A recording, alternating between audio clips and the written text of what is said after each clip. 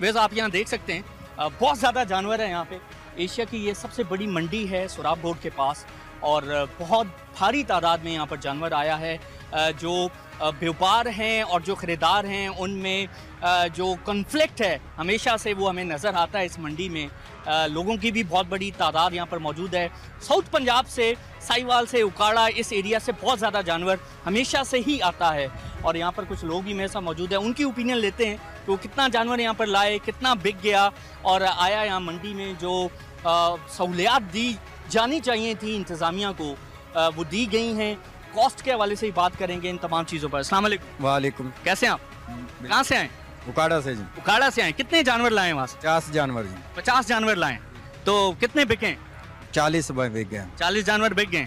तो मुनासिब कीमत पे बिके हैं? पैसा आपने बनाया, कोई मुनाफा मिला आपको? हाँ जी, बहुत अच्छे बिके हैं जी, अच्छे दाम से मिले हैं जी, बहुत सोने बिके हैं। ठीक है, तो यहाँ के मसाइल के हवाले से बताएं। यहाँ क्योंकि अक्सर यहाँ पर बात होती है कि पानी का बहुत बड़ा इशू है, यहाँ अच्छी सहूलियात नहीं है, बिजली नहीं है और जो इंतज़ामिया है वो सपोर्ट नहीं करती, ताउन नहीं करती। इस दफ़ा और पिछली ईद में जो मसाइल थे, कोई फ़र्क है या वैसे ही है? नहीं जी, बहुत फ़र्क है जी। हाजी अल्लाह रखे ठेका जी, बहुत अच्छा ठेका लिया जी। पानी खुद 2 टाइम दे के जाते हैं जी। इस साल जी जानवर बहुत कम आए हैं जी, तो अच्छी कीमत से बिक रहा है। जानवर तो मुझे बहुत ज़्यादा लग रहा है यहाँ। पहले से बहुत कम आए। पहले से कम आए? हाँ जी। क्या वजह क्या है उसकी? वजह जी ये ऐसा ही है, माहौल, बारिशें हो रही है पंजाब में भी, इधर भी, इसीलिए कम जानवर आया।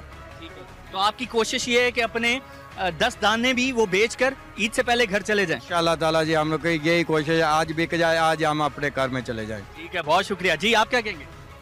आप कहाँ से हैं? साहिवाल से जी। साहिवाल से हैं। कितने जानवर लाए? 50 जानवर लाए। 50 जानवर। आप और वो एक साथ काम कर? जी, एक साथ। अच्छा अच्छा। तो ओवरऑल जो कीमत है, ये जो जानवर मुझे नज़र आ रहा है, ये इसके बारे में बताएं ना। ये तो कोई ज़्यादा भारी भरकम जानवर नहीं है, लेकिन कीमत क्या है इसकी? इसकी कीमत 80,000 रुपये। 80,000 रुपये। तो 80,000 रुपये आप किस तरह लगाते हैं? अपनी सारी जो कॉस्ट है, जो इसमें मेहनत की है, जो इसको चारा खिलाया है, तो कीमत का तयन कैसे करते हैं? ये इधर हमें 70,000 में पड़ता है। ये 70,000 में मार्जिन से रख के हम दे रहे हैं ये। तो आप 10,000 रुपये इस पे कमा रहे हैं जी, पूरे साल की मेहनत? जी। ठीक है, ठीक है। तो अगर तो ये 10,000 रुपये मार्जिन है, फिर तो मुनासिब है, फिर तो इतना तो मिलना चाहिए। मिलना चाहिए। ठीक है, ठीक है। लेकिन यहाँ पर हमने ये भी देखा है कि जो यहाँ पर व्यापारी आते हैं वो ज़रूरत से ज़्यादा कीमत उसकी लगाते हैं। इसी वजह से जानवर भी रह जाता है, वो ज़्यादा बिक भी नहीं सकता और आपकी मेहनत का सिला भी आपको फिर नहीं मिलता। तो आपको लगता है कि जो कीमत है वो कीमत फिर मुनासिब लगानी चाहिए, एक मुनासिब मार्जिन रख के आपको कीमत लगानी चाहिए? बिल्कुल जी, ये मजबूरी तो फ़ायदा उठा देने लोग भी। चांद नज़र आएगा, चांद के बाद 9 चांद को बेचेंगे, 8 चांद को बेचेंगे, वो गिर भी सकती है मंडी, कम दाम ही मिल सकता है। हम ऐसा नहीं सोचते, हम टाइम से बेच के चले जाते हैं। ठीक है, तो ज़्यादा लालच नहीं करनी चाहिए? लालच नहीं करनी चाहिए, लालच बुरी बला है। ठीक है, तो जितना लबे वो ले लो। ले लो।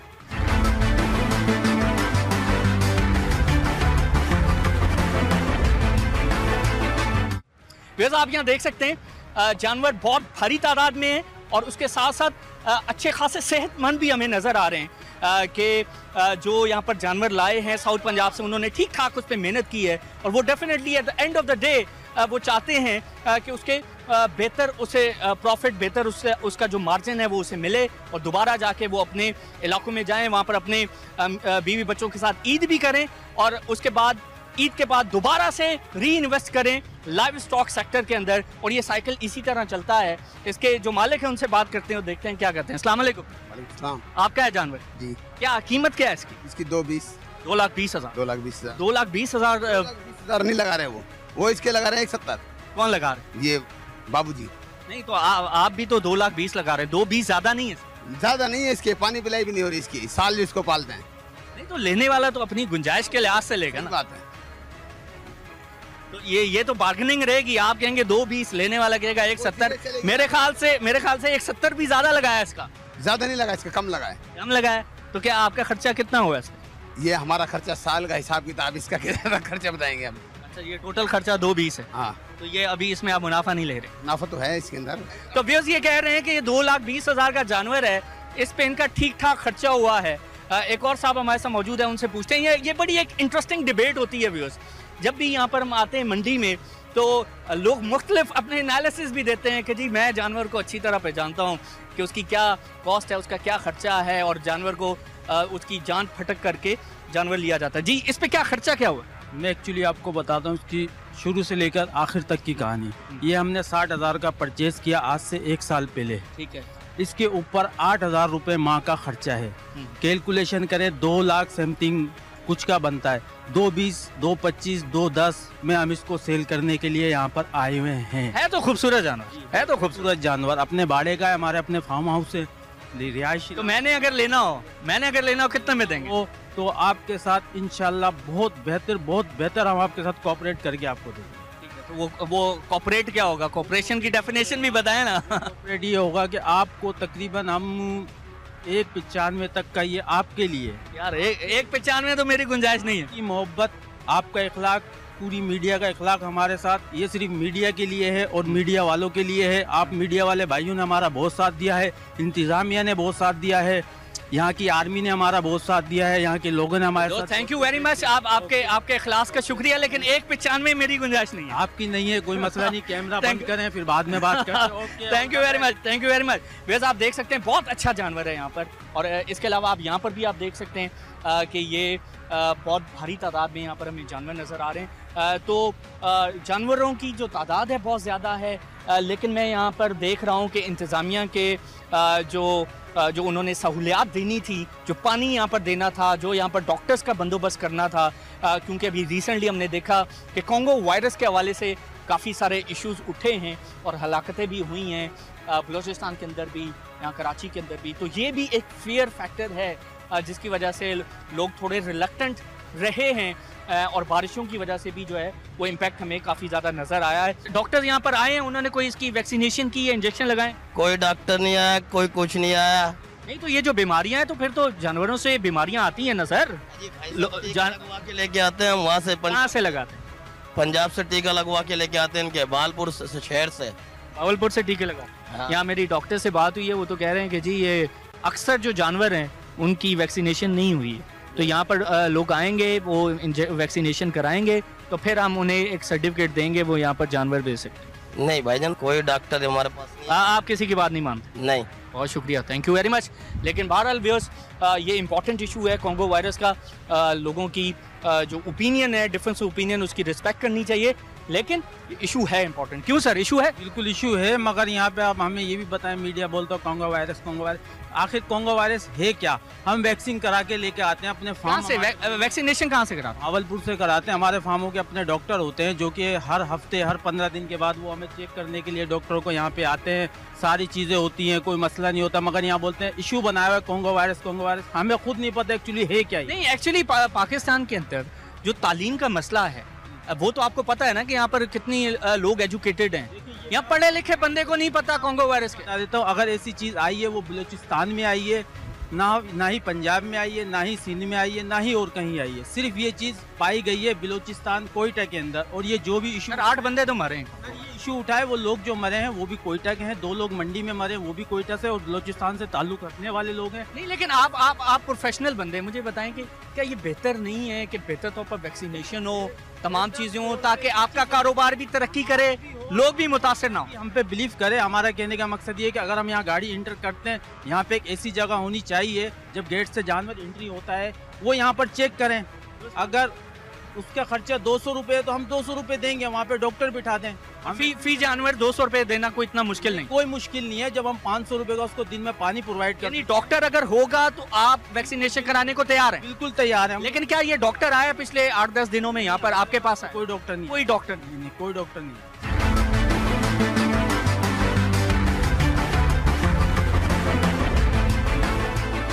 वैसे आप यहाँ देख सकते हैं बहुत बड़े बड़े जानवर भी मौजूद हैं। यहाँ पर भी ये एक बहुत बड़ा बैल है और कहा जा रहा है कि ये सिब्बी का मेला जीत कर आया। अस्सलाम वालेकुम। जी, ये कौन सा मेला जीते? जी, सिब्बी का मेला जीत रहा था। अच्छा, जीता नहीं है? जीता है। आप जीत गए? पहला नंबर हो गया। हाँ। तो ये कब से खड़ा है यहाँ पे? जी, इधर 8-10 दिन हो गया खड़ा। 8-10 दिन से। तो ये कितने का है? ये 25 लाख का है। 25 लाख का? हाँ। तो चाचा ये बताएं, ये 25 लाख का क्या आपने क्या खर्चा किया है इसमें? इसी पर बहुत खर्चा किया है भाई। इतना खुराक खाता है, दूध खाता है, पिलाते हैं, इसमें बादाम वो जो हाजमे के लिए देते हैं, इसको बहुत खाना खिलाते हैं। अभी वो करता है, फिर अपनी मर्जी। आप कहाँ बलूचिस्तान से हैं? बलूचिस्तान से। ठीक है, तो ये बलूचिस्तान मर्जी से फिर देंगे। हमारा मर्जी है। इस हवाले से लोगों से भी बात करते हैं कि लोग क्या कहते हैं, ये बड़ा इंपॉर्टेंट फैक्टर है। जी सर, क्या कहेंगे? ये जो 25-25 लाख का जानवर है, जैसे कि इन्होंने बताया कि 18 लाख का बेच दिया है, एक और जगह मैं देख रहा था वो तकरीबन 30-35 लाख का जानवर है। आप समझते हैं कि ये जो भारी भरकम जो जानवर हैं, बड़ी बड़ी कीमतें इसकी लगी हुई हैं, इससे कुर्बानी का जो ट्रू स्पिरिट है वो मुतासिर होता है? वो तो बहुत ज़्यादा मुतासिर होता है, वो तो बहुत ज़्यादा मुतासिर होता है, जज्बा मुतासिर होता है। हर आदमी देखता है कि यार हम क्या लाए और लोग क्या क्या ले रहे हैं, इतनी महंगी महंगी चीज़, इससे मार्केट पर भी बहुत असर पड़ता है और बहुत ज़्यादा महंगी हो जाती है। मार्केट पे क्या असर पड़ता है? मार्केट पे जाहिर सी बात है, जब 20-20, 25-25 लाख का लोग लेंगे तो जाहिर सी बात है गरीब आदमी क्या कर सकता है, वो तो उसको देखेगा कि हर आदमी उसको देखकर रेट बताता है कि एक 25 लाख की चीज़ एक 5। अभी देखे ना, मैं थोड़ी देर पहले एक बंदे से बात कर रहा था, वो कहता है यार 25 लाख का जानवर है, मैं यहाँ पर एक अपना फ्लैट नहीं बना सकता हूँ। तो जो बंदा जो है वो जानवर लेगा 25 लाख का, उसके मुतबादिल में वो घर बना लेगा। तो पॉइंट ये है कि जो सर पे जो छत है वो नहीं है, खाने को रोटी नहीं है, पानी का बहरान है,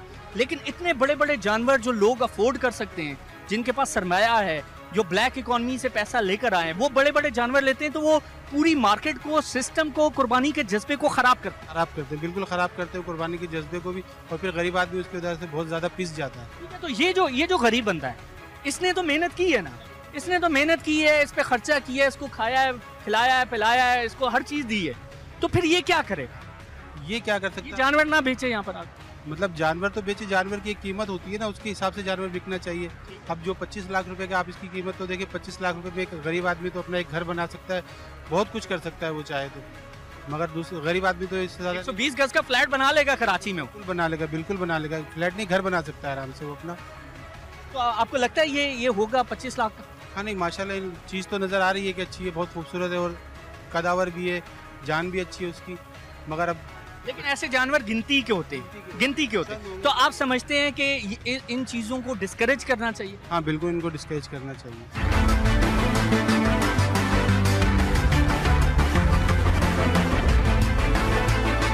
जी आप क्या कहेंगे? ये 25 लाख का जानवर गरीब आदमी तो अफोर्ड नहीं कर सकता, उसकी रेंज इतनी नहीं होती कि वो 25 लाख अफोर्ड कर सके। अब इन लोगों की मेहनत है, बेशक उसमें कोई शक नहीं है, पर गरीब आदमी के बस की बात नहीं है। तो जो गरीब बंदा है, जो कोई बकरा लेने आया है 15,000 का, 18,000 का, वो भी बड़ी मुश्किल से वो उसे अफोर्ड करेगा। और आज के इस दौर में जो गरीब बंदा है वो शायद कुर्बानी का सोच भी नहीं सकता। तो मुझे ये बताएं कि जो गरीब बंदा जब वो देखेगा कि एक बंदा 25 लाख का, 30 लाख का, 40 लाख का जानवर ले रहा है, तो आप समझते हैं कि साइकोलॉजिकली भी बहुत बुरे और मनफी असरात पड़ते हैं उस पर? आदमी सी बात है, इस पे तो मनफी असरात तो काफ़ी ज़्यादा पड़ेंगे, उसकी सोच बदलेगी, एक जेलिसी आती है इंसान के अंदर, कुछ ना कुछ फिर गलत एक्टिविटीज़ में जाता है। गवर्नमेंट को इस हवाले से कोई ज़ाब्ता अखलाक बनाना चाहिए, कोई SOP, कोई पॉलिसी कोई बनानी चाहिए, जो कि हमें जो साल का ये बहुत बड़े जो इवेंट्स हैं इसमें नज़र नहीं आती। गवर्नमेंट का तो बस क्या कह सकते हैं, बस अल्लाह ही हाफिज़ है। गवर्नमेंट को कुछ ना कुछ तो करना चाहिए, पर उनकी मेहनत का उनको भी मुआवजा मिलना चाहिए, जो उन्होंने मेहनत करी है उनको मुआवजा मिलना चाहिए, पर गरीब आदमी के लिए कुछ ना कुछ गवर्नमेंट को भी सोचना चाहिए।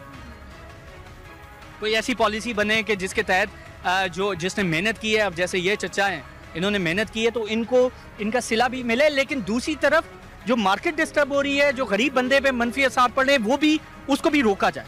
बिल्कुल, ये तो गवर्नमेंट का काम है। बहुत शुक्रिया, thank you very much. So viewers, आप ये देख सकते हैं, ये बैल जिसके हवाले से अभी हम बात कर रहे थे, मेरे कैमरामैन आपको दिखाएंगे कि ये 25 लाख का ये बैल है, सिब्बी का मेला जीता है। ये चचा हैं, ये कहते हैं कि जी सिब्बी का मेला जीता है, इन्होंने मेहनत की है, सिला इन्हें मिलना चाहिए, लेकिन जो कीमतें जो इतनी ज़्यादा इन्फ्लेट कर गई हैं, जो बहुत ऊपर चली गई हैं, और गरीब बंदा शायद आके इस बैल को देख ही सकता है, इस बैल को ख़रीदने के हवाले से वो सोच भी नहीं सकता। सो कीमतें बहुत ज़्यादा शूट अप कर गई हैं। सो जो ब्लैक इकॉनमी का जो पैसा आया है, जो काले धन का पैसा आ गया है इस जज्बा इसार के बीच में, इस कुर्बानी के जज्बे के हवाले से, तो वो बहुत ज़्यादा मुतासिर कर रहा है। सो जब पॉलिसी नहीं होगी हुकूमत की, जब बेहतर तौर पर कोई SOP नहीं होगी, कोई ज़ाब्ता अखलाक नहीं होगा, तो इसी तरह जो स्पिरिट है वो भी ख़राब होता है। जो गरीब बंदा है, ईद कुर्बान के हवाले से बात कर रहे हैं, और सोराब गोड के पास ये एशिया की सबसे बड़ी मंडी लगती है। यहाँ पर बकरे भी हैं, यहाँ पर बड़े जानवर भी हैं, यहाँ पर ऊँट भी हैं, तो बहुत भारी तादाद में यहाँ पर जानवर मौजूद हैं। सो कीमतें बहुत ज़्यादा इन्फ्लेट कर गई हैं, आसमान पर कीमतें हैं। जो ख़रीदार है, जो मिडिल क्लास का जो ख़रीदार है मिडिल क्लास के तबके से ताल्लुक़ रखता है, गरीब तबका तो यहाँ आने का सोचता भी नहीं है शायद, लेकिन ओवरऑल जो एक मेले का सा समा है उसको शायद देखने के लिए ज़रूर आता है। तो यहाँ पर जो लोग मौजूद हैं उनसे बात करते हैं, जानवर लिए नहीं लिए, ज़्यादा कीमत लग रही है, मसाइल कैसे हैं, एंड ओवरऑल ये जो मेले का सा समा है ये इन्हें कैसा लग रहा है। अस्सलाम वालेकुम। वालेकुम सलाम। सर ले लिया है, जानवर ले लिया? नहीं, अभी ढूंढ रहे। अच्छा, कब से ढूंढ रहे? तकरीबन 2-3 घंटे हो गए। 2-3 घंटे हो गए। तो कोई मर्जी का जानवर मिला है? मर्जी का नहीं मिला अभी तक। तो मर्जी क्या है? कीमतें कम हो, जानवर अच्छा हो, खूबसूरत हो, क्या चाहते हैं? स्टैंडर्ड क्या है आपके ज़हन? लेने वाला तो हमेशा यही चाहेगा अच्छा जानवर सस्ता मिले, हम उसी कोशिश में लगे हुए अभी। तो कीमतों के बहुत ज़्यादा हैं, क्या कहेंगे? कीमतें ज़्यादा आगे जाएगा, उम्मीद है कीमत नीचे आ जाएगी। अगर कोई मिडिल क्लास से कोई बिलोंग करता है तो वो लाख रुपया, 1.5 लाख, 2 लाख, 2.5, 5 लाख यहाँ जो जानवरों की कीमतें चल रही हैं तो वो ले सकता है, सोच सकता है इसके बारे में? सोच भी नहीं सकता लेने के लिए, इसलिए कि जानवर की कीमत आसमान से बातें कर रही है। हमने इस वक्त मेरे ख्याल में अच्छे खासे जानवरों के 1.5 लाख से शुरू किए हैं और 2 लाख, 2.5 लाख तक लगाएं, लेकिन नहीं दिए उन्होंने। इतनी परेशानियाँ आप यकीन करें कि मैं बता नहीं सकता, चल चल के थक गए। यहाँ पर सिर्फ एक बात यह है कि ना तो पानी का इंतज़ाम है, ना किसी चीज़ का इंतज़ाम है, जगह बेपनाह ख़राब है, कीचड़ है, अभी तक जो है ना वो चलने की जगह सही नहीं है, गाड़ियों के आने की जगह सही नहीं है, मसले मसाइल में घिरे हुए हैं। लेकिन चूँकि कुर्बानी करनी है इसलिए हम आए हुए हैं और लेके जाएंगे इंशाल्लाह। जो हमारे हिसाब में आएगा हम लेकर के जाएंगे। हमने 1.5 लाख रुपया लगाया है। तो सर ये मुझे बताएं ना, जो एक तरफ जज्बा है कुर्बानी है, इसार है, लेकिन दूसरी तरफ जो हम गुर्बत देख रहे हैं, जो कीमतें बहुत ज्यादा है, तो दो पैरेलल चीजें चल रही हैं, तो ये कैसे चलेगा? नहीं चलेगा, बिल्कुल भी नहीं चलेगा। इसलिए कि बेचारा गरीब तो शक्ल ही देख रहा है कि मैं किस तरह करूंगा और कैसे करूंगा। इसलिए कि यहाँ पर जो मैंने पूछा है वो 60,000 रुपए की ऐसी गाय हैं जो हवा से गिर जाएगी नीचे, ऐसी गाय हैं। अब वो कैसे लेगा गरीब आदमी? ले ही नहीं सकता, सवाल ही नहीं पैदा होता। एक वक्त था कि जो इज्तिमाई कुर्बानी का जो फीकस आता था वो 6,000 5,000 आता था। आज वो देख लें वो भी 12-14,000 पे चला गया। तो क्या 12-14 के ऊपर गया हुआ है? तो वो गरीब बंदा इज्तिमाई कुर्बानी भी ना करे, वो भी नहीं कर सकता बेचारा। इसलिए कि कैसे करेगा? इज्तिमाई कुर्बानी के अंदर जो है वो 12 और 14 का हिसाब है। मस्जिदों के अंदर आप चले जाए, उनसे पूछें, 12 से कम का हिस्सा नहीं है उसके अंदर। अब 12 का बकरा भी नहीं है, तो क्या करेगा वो? हिस्सा ही बेचारा ले करे तो 25,000 30,000। तो 25,000 30,000 से कम का नहीं है। यहाँ पे गायों का हिसाब आप देख रहे हैं कितना जबरदस्त बड़ा हुआ। जी क्या कह रहे हैं आप? बोल रहा है हम गरीब आदमी हैं। हम तो गरीब उसको बोलते हैं जिसके पास 1 रुपया भी ना हो। हम जो उधर साहब ने जो 1.5 लाख लगाया है तो हमारे को ही पता होगा, अगर रोजी बंदी तो हम दे नहीं देते। जब ये जो 1.5 लाख रुपया लगा रहा है तो इसके पास पैसे कहाँ से आए?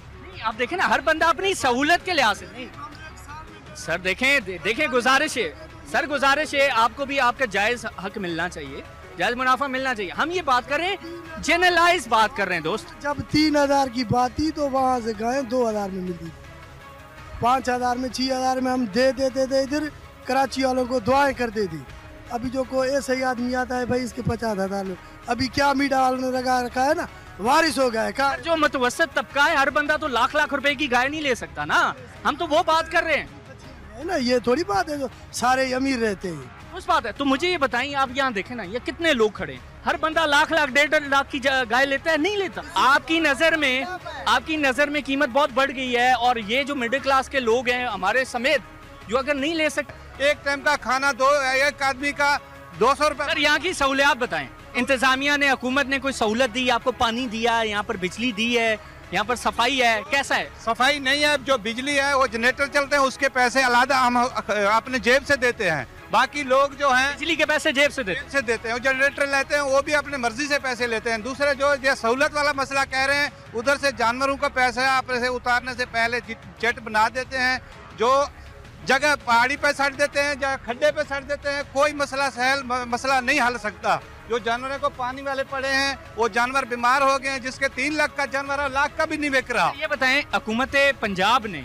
पंजाब के अंदर, क्योंकि ज्यादातर लोग साउथ पंजाब से आए, पंजाब के अंदर जानवरों की सेहत का उन्होंने ख्याल रखा है? कोई वैक्सीनेशन की है, कोई आपको सहूलियात दी है हुकूमत पंजाब ने? नहीं दिए। पंजाब ने नहीं से खर्चा किया है, सारा जेब से खर्चा किया। तालीम याफ्ता नहीं है जो पंजाब के लोग हैं, ये जंगली लोग हैं, सिर्फ जानवरों को बगैर इनका कोई सहूलत नहीं है। ना तालीम है, ना इसको गवर्नमेंट का कोई ड्यूटी है। जो कोई चीज जानवर 2 पालते हैं उसके लिए बच्चे पालते हैं जानवर बेचकर। ये कराची वाले लोग कहते हैं जो जानवर महंगे देते हैं, जानवर भी महंगे हो गए, खर्चे भी महंगे हो गए। और जाने के लिए 2500 रुपये गाड़ी वाला लेता है, बस वाला। आने के लिए 500 रुपये भर के इधर आए हैं। वो कहाँ से खर्चा करें? जानवरों से निकालना है ना।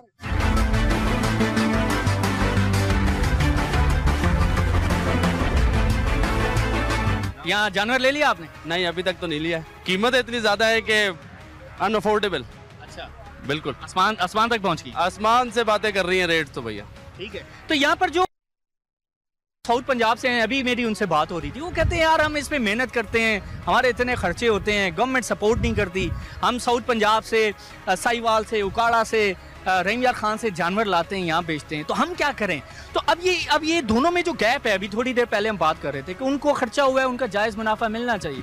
जो मिडिल क्लास से बिलोंग करता है, आपकी तरह, हमारी तरह, वो अपनी कुव्वत खरीद उसकी इतनी नहीं है, गवर्नमेंट कहीं हमें यहाँ नजर नहीं आती, तो बैलेंस कैसे आएगा दोस्त? ये कहीं ना कहीं तो बैलेंस रखना है। लेकिन बात यह है कि जब तक इनको गवर्नमेंट फैसिलिटेट नहीं करेगी, देखें किसी के बैकअप पे, अब मेरी बैकअप पे मेरा भाई होगा तो मैं 2-4 लाख का जानवर ले सकता हूँ ना, अदरवाइज मेरे पास कोई बैकअप सपोर्ट ही नहीं हो गया तो फिर मैं कैसे जानवर लूँगा?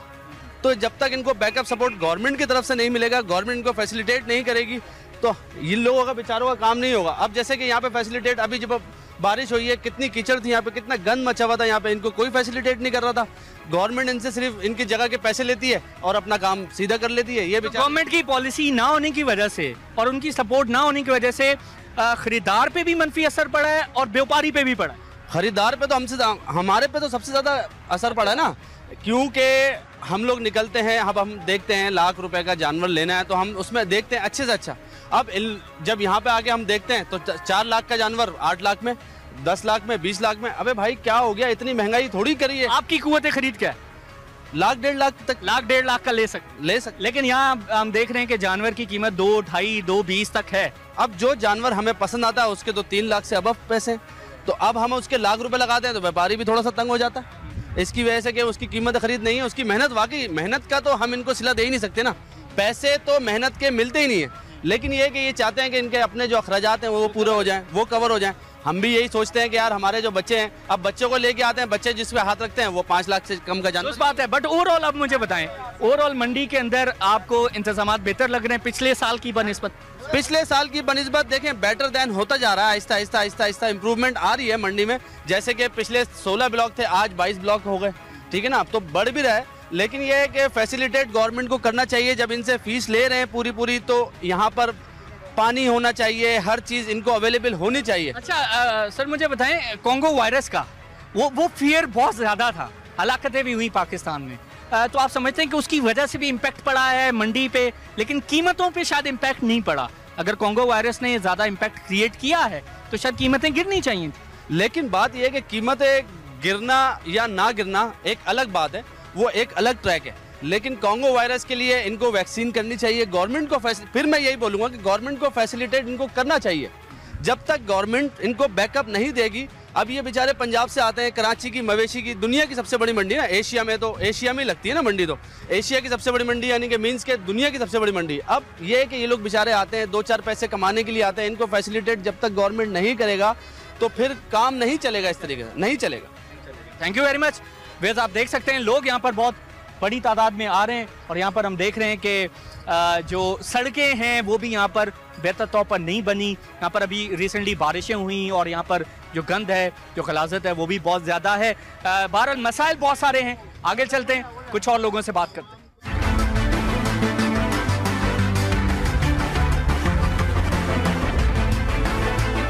अस्सलाम वालेकुम। वालेकुम सलाम। ले लिया जानवर? ले लिया सर। कितने का मिला? 72,000 रुपए। 72,000 रुपए का अच्छा जानवर है। अच्छा तो मिल यहाँ गया। पर तो हम देख रहे हैं कि जनरली कीमतें बहुत ज्यादा हैं। बस मिल गया, नसीब से मिला, ऐसे तो मंडी बहुत चढ़ी हुई है, मिल गया नसीब से। ठीक है, बहुत शुक्रिया, थैंक यू वेरी मच। जी आप क्या कहेंगे? बस ईद मनानी चाहिए लोगों को और इधर मंडी बहुत महंगी है, इसलिए आवाम का ख्याल किया जाए। बहुत शुक्रिया, ईद मुबारक हो आपको। थैंक यू जी। बस आप यहाँ देख सकते हैं कि बहुत बड़ी मंडी है, जानवर बहुत ज़्यादा हैं, लोग यहाँ पर बहुत ज़्यादा आ रहे हैं, एक मेले का सा समा है और ऐसे मेले होने चाहिए ऐसे जो स्पिरिट हैं वो भी हमें इन्हीं मेलों में नज़र आता है। जो ईद कुर्बान का जो स्पिरिट है, जो जज्बा है, जो हमारी इस्लामी रवायात के मुताबिक है, लोग कुर्बानी भी करना चाहते हैं, लोग बड़े से बड़ा जानवर कुर्बान करना चाहते हैं। लेकिन मसला ये है कि जब कीमतें बहुत ज़्यादा बढ़ जाएंगी तो गरीब बंदा जो ये जज्बा है, जज्बा कुर्बानी का, जो ईद कुर्बान का, वो जज्बा कहाँ लेकर जाए, क्योंकि इज्तमाई कुर्बानी भी हम देखें तो उसकी कीमतें भी बहुत ज़्यादा हैं और वहाँ पर भी वो शायद हिस्सा नहीं डाल सकता। तो पॉइंट ये है कि हुकूमत को कोई अच्छी पॉलिसीज़ बनानी चाहिए ताकि बैलेंस हो सके, जो व्यापार है और जो ख़रीदार है उसके दरमियान जो कीमत ख़रीद और कीमत फ़रोख्त के हवाले से जो अक्सर हम देखते हैं ऐसी मंडियों में हमें डिबेट नज़र आती है, वो ख़त्म हो सके और जल्द अज जल्द सौदे भी हो सकें। सो ये अगर जल्द होगा, ये बेहतर तौर पर होगा, एक अच्छे खुशगवार माहौल में होगा, तो ये जो जज्बा है ईद कुर्बान का वो भी शायद हमें बेहतर तौर पर नज़र आए। लेकिन गवर्नमेंट हमें यहाँ पर कहीं नज़र नहीं आती, चाहे पानी का मसला हो, चाहे बिजली का मसला हो, चाहे यहाँ पर सहूलियात का मसला हो और चाहे वैक्सीनेशन के हवाले से हो, जो कि हमने देखा कि इस बार जो कॉन्गो वायरस के हवाले से जो फियर फैक्टर है बहुत ज़्यादा बड़ा है। तो हमें यहाँ पर डॉक्टर्स भी नज़र नहीं आ रहे कि जो बेहतर तौर पर वैक्सीनेशन करें। बहरहाल मसाइल बहुत सारे हैं और आम बंदा जो है वो हर बार इन्हीं तमाम मसाइल को झीलता भी है, बर्दाश्त भी करता है और इसी मंडी में आकर अच्छे से अच्छा जानवर कुर्बान भी करना चाहता है। इस time for a short break viewers, और ब्रेक से आने के बाद हम एक और इंतहाई इंपॉर्टेंट इशू पे बात करेंगे। और ब्रेक से पहले हम बात कर रहे थे जानवरों के हवाले से, क्योंकि हम देख रहे हैं कि ईद कुर्बान के हवाले से बहुत ज़्यादा रश हमें नज़र आता है। एशिया की सबसे बड़ी मंडी जो सोराब गोड के पास लगती है। बहरहाल लेट्स सी के आने वाले दिनों में किस तरह की कीमतें, उतार चढ़ाव हमें नज़र आता है। इस सेगमेंट में हम बात करेंगे यंग डॉक्टर्स के हवाले से। आज 8 सितंबर को वर्ल्ड फिजिकल थेरेपी डे भी मनाया जाता है, तो इसी दिन की मुनासबत से हम यंग डॉक्टर्स के साथ बात करेंगे कि यंग डॉक्टर्स के क्या मसाइल हैं। पंजाब, सिंध, बलोचिस्तान, KPK में बहुत सारे मसाइल रहते हैं यंग डॉक्टर्स के। हुकूमत बेहतर तौर पर ना तो उसको समझ पाई है, ना बेहतर तौर पर कोई इंस्टीट्यूशनल कोई फ्रेमवर्क बना पाई है और ना इनके मसाइल हल कर पाई है। और दूसरी तरफ हम देखते हैं कि यंग डॉक्टर्स जो हैं वो हड़तालों पे जाते हैं। डॉक्टर्स की OPD, अस्पतालों की OPD, ऑपरेशन थिएटर्स तक बंद होते हैं और इस हवाले से उन्हें क्रिटिसिज्म का सामना भी करना पड़ता है। तो इस सेगमेंट में हम इस हवाले से बात करेंगे। हमारे साथ मौजूद हैं डॉक्टर नजीब खटक साहब, आप चेयरमैन है young doctors of physical therapy organisation Pakistan, और उनका व्यू लेंगे कि आखिर ये मसला क्या है, क्यों डॉक्टर्स जो हैं, यंग डॉक्टर्स हड़तालों पे जाते हैं। सैकड़ों हज़ारों डॉक्टर जो हैं वो स्ट्राइक पर जाते हैं। गवर्नमेंट मसाइल भी हल नहीं करती और उनको मजबूरन जो है अपना काम जो है वो छोड़कर सड़कों पर अपने जो हकूक़ हैं वो सूबाई हुकूमतों से मांगने पड़ते हैं। डॉक्टर साहब अस्सलाम वालेकुम, थैंक यू वेरी मच, आपने हमें ज्वाइन किया। डॉक्टर साहब, आज वर्ल्ड थेरेपी डे है, मैं उस हवाले से ही बात करूंगा, लेकिन सर ये सबसे पहले ये बताएं, ये यंग डॉक्टर्स जिन्होंने आम बंदे के मसाइल को हल करना है, OPD चलाना है, ऑपरेशन थिएटर में काम करना है, सेहत के बेशबहा मसाइल हैं, तो डॉक्टर्स हड़ताल क्यों करते हैं? क्यों OPD ऑपरेशन थिएटर बंद करके सड़कों पे बार बार एहतजाज कर रहे होते? वजह क्या है? देखें, मेरे ख्याल में अगर मैं अपने पर्सनल आपको व्यूज़ दूँ तो मुझे नहीं लगता कि ये बात ठीक है कि हम OPDs बंद करें या हम वार्ड्स बंद करा दें या हम जो है सड़कों पे आ जाएं, क्योंकि इसकी वजह से आम आदमी को जो है वो तकलीफ़ होती है। और आम आदमी का और गवर्नमेंट का हम उसको अगर सेपरेट रखें, इसके लिए कोई और तरीका होना चाहिए। जैसे हमें रिसेंटली अभी हमने एक इवेंट कराया था और उसमें हमने बहुत सारे मेन जो पॉलिटिशियंस हैं, जो स्टेक होल्डर्स हैं, उनको इनवाइट किया था। वहाँ उनके साथ हमने मुज़ाकरात किए, उनको अपने इश्यूज़ बताए। तो मैं अपनी तरफ से या मेरी ऑर्गेनाइजेशन जो है वो तो अभी तक हमारा कोई इरादा नहीं है, ना हमने इससे पहले कोई स्ट्राइक की है कि हम आम आदमी को जो एक बीमार तकलीफ लेके आता है। यानी डॉक्टर साहब, आप इससे एग्री करते हैं कि यंग डॉक्टर्स को स्ट्राइक पे नहीं जाना चाहिए, OPD ऑपरेशन नहीं बंद करना चाहिए? बिल्कुल बिल्कुल, मैं कहता हूँ हाँ, अगर कोई और हल नहीं है, मुज़ाकरात इस तरीके से नहीं हो रहे कि अमन के साथ उनके साथ बात की जाए, तो आप भले इस तरह कर लें कि आप OPD को ओपन रखें, आप रोडों पे आ जाएं, एक सेपरेट एक ग्रुप आ जाए रोड पे ठीक है, अपने लेकिन अस्पताल बंद ना करें। अस्पताल मरीज मुतासिर ना हो। बिल्कुल बिल्कुल मरीज चाहे अगर लाहौर के हॉस्पिटल हैं, कराची के हैं या पेशावर के हैं, जो दूर दराज मकामात से आए हैं अपने इलाज के लिए, तो उन्हें उनका इलाज मिल जाए। जब मैं आपको एक बात बताऊं, आपको भी शायद पता होगा कि जब हम डिग्री लेते हैं तो उस वक्त हमसे एक ओथ लिया जाता है, और उस ओथ में हम ये अहद करते हैं अपने अल्लाह को हाजिर नाजिर करके कि हम अपने जो फाइनेंशियल इश्यूज हैं उनको, या हम और किसी इस चीज़ को इसके ऊपर नहीं लाएंगे, बल्कि हम जो है मरीज की तकलीफ को प्रायोरिटी देंगे कि पहले उसकी तकलीफ है, उसके बाद हमारे पर्सनल इश्यूज हैं। सही बात है, डॉक्टर तो मसीहा है, बिल्कुल उसने मसाइल हल करने हैं, उसके अपने जो इश्यूज हैं वो एक सेपरेट मामला है और वो भी हल होने चाहिए। अच्छा ठीक है, आपने इससे एग्री किया, लेकिन अब ये बताएं कि हुकूमतें ये मसाइल हल क्यों नहीं करती, वजह क्या? अब देखो, गवर्नमेंट जो है वो अगर ये गवर्नमेंट है या इससे पहले थी या उससे पहले थी, मैं नहीं समझता कि इस मामले को वो सीरियस लेते हैं। ठीक है, वक्ती तौर पर मुज़ाकरात हो जाते हैं, फिर उस तरह के मसाइल हमने कोई सूबाई हुकूमत सीरियस नहीं लेती, कोई भी सीरियस इस चीज़ को नहीं लेती। अभी आप देखें, मैं चूँकि फिज़िकल थेरेपी से का डॉक्टर हूँ, तो मैं उस हवाले से बात करना चाहूँगा कि अभी रिसेंटली 2-4 महीने पहले जो है वो जॉब्स आई थी, कोई 600 के करीब सिंध गवर्नमेंट ने जॉब्स दी थी। उसमें जो फिज़िकल थेरेपी के डॉक्टर हैं उनके लिए पहले तो उन्होंने 70 सीट्स रखी पूरी सिंध में। उसके बाद फिर क्या हुआ, ऊपर से कोई प्रेशर आया या क्या मामला हुए, तो वो 70 को कम करके हमारे 15 सिर्फ कर दी, और वो पूरी सिंध में। अब मैं आपको बताऊं कि एक अगर 50 to 100 बेड का हॉस्पिटल होता है, वहाँ कम से कम हमारे 50 डॉक्टर की ज़रूरत है। अब आप 50 डॉक्टर और देख लें, फिर सिंध के हवाले से हॉस्पिटल्स देख लें कितने हैं। अगर इतने सारे हॉस्पिटल्स के होते हुए आप सिर्फ 15 वैकेंसीज आप गवर्नमेंट लेवल पे अनाउंस करते हैं, तो मुझे नहीं लगता कि आप आवाम को रिलीफ देने के लिए सीरियस हैं। ठीक है, अब इंटीरियर सिंध में आप चले जाएं कि अगर किसी को फॉर एग्जांपल स्ट्रोक हो जाता है, हम ज़्यादातर रिहैब का काम करते हैं, अगर किसी को स्ट्रोक हो जाता है, मैं फालिज की बात कर रहा हूँ, फालिज हो जाता है तो वो इमरजेंसी उसको डील करके उसको वापस घर भेज दिया जाता है। ठीक है, और जब वो घर जाता है तो वो घर में पड़े पड़े बेचारा वो माजूर हो के फिर जो उनकी हालत होती है वो हमें पता है क्योंकि हम देखते हैं। तो आप समझते हैं कि जो यंग डॉक्टर्स हैं, जो अस्पतालों में जो वैकेंसीज हैं, क्योंकि यहाँ तो अस्पताल भी नहीं है, और फिर अगर अस्पताल बने भी हैं तो उसके अंदर कोई स्टाफ जो है अपॉइंट नहीं किया गया, तो आप समझते हैं कि जो नए डॉक्टर्स आ रहे हैं मुख्तलिफ मेडिकल कॉलेजेस से जो निकल रहे हैं, मसाइल की नौइयत को समझते हुए थपाकर से लेकर कराची तक बहुत सारे डॉक्टर्स को अपॉइंट किया जा सकता है हॉस्पिटल्स में? इतनी जगह, इतनी स्पेस, इतनी कैपेसिटी है? बिल्कुल कैपेसिटी है। मैं समझता हूँ कि हॉस्पिटल्स के अंदर इनको बाकायदा रिहेबिलिटेशन सेंटर्स बनाने चाहिए। अब रिहेबिलिटेशन सेंटर्स के अंदर पूरी एक टीम वर्क होता है, जैसे पूरी दुनिया में चल रहा है। यहाँ पे क्या होता है कि एक डॉक्टर जो है वो सारी डिजीज़ को ट्रीट कर रहा है, सारी डिजीज़ के साथ वो डील करता है।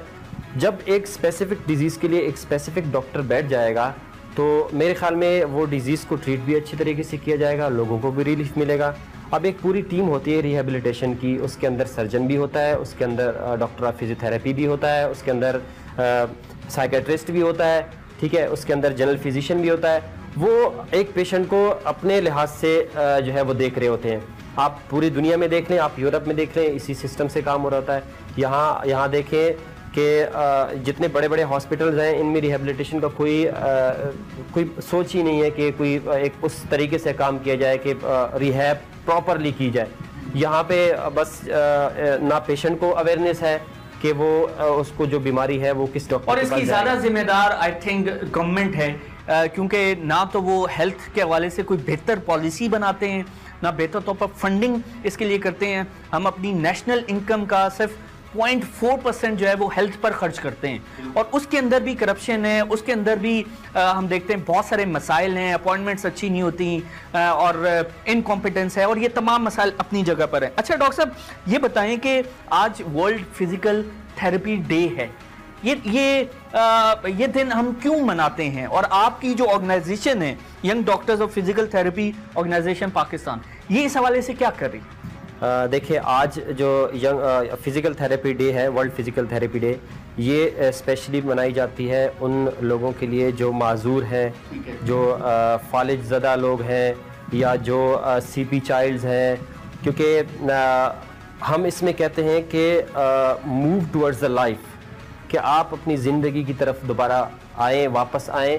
वो लोग जो अपनी लाइफ लाइन से नीचे की ज़िंदगी गुजार रहे हैं, मैं आपको मिसाल दूंगा कि फ़ॉर एग्ज़ाम्पल एक CP चाइल्ड होता है, उस पर एक तो हमारे माशरे में जो है उसको माजूर कह के फिर उसको साइड पे कर दिया जाता है। उसके इलाज के लिए ना वो डॉक्टर से रुजू करते हैं, ना लोगों को अवेयरनेस है। तो जो ख़ास मकसद है इस दिन को मनाने का, वो एक आम आदमी के अंदर अवेयरनेस पैदा करना है कि आप जिन बीमारियों को लाइलाज समझ के उस बीमार को छोड़ देते हैं, वो ऐसा बिल्कुल नहीं है। उन बीमारियों का इलाज है, प्रॉपर रिहैब होती है। अगर एक CP चाइल्ड कम्प्लीटली ठीक नहीं होता तो उसको हम इतना कर देते हैं कि वो इंडिपेंडेंटली अपनी लाइफ जो है, यानी बहुत सारे ऐसे मरीज जो किसी भी बीमारी की वजह से वो मफलूज हो चुके हैं, चाहे वो अब जो स्ट्रोक है, चाहे वो फालिज है, चाहे वो कैंसर है, या इस तरह की बहुत सारी जो डिजीजेज हैं, तो आम बंदा जो है वो ना उम्मीद ना हो, थेरेपी की वजह से उसमें दोबारा उम्मीद पैदा हो सकती है। आप ये कहना चाहते हैं? बिल्कुल, ये दिन हम इसीलिए मनाते हैं कि लोगों के अंदर अवेयरनेस क्रिएट हो, लोगों को पता चले कि ये बीमारियां हैं जिनको हम लाइलाज समझते हैं, ये लाइलाज नहीं है, इनको किसी हद तक डील किया जा सकता है।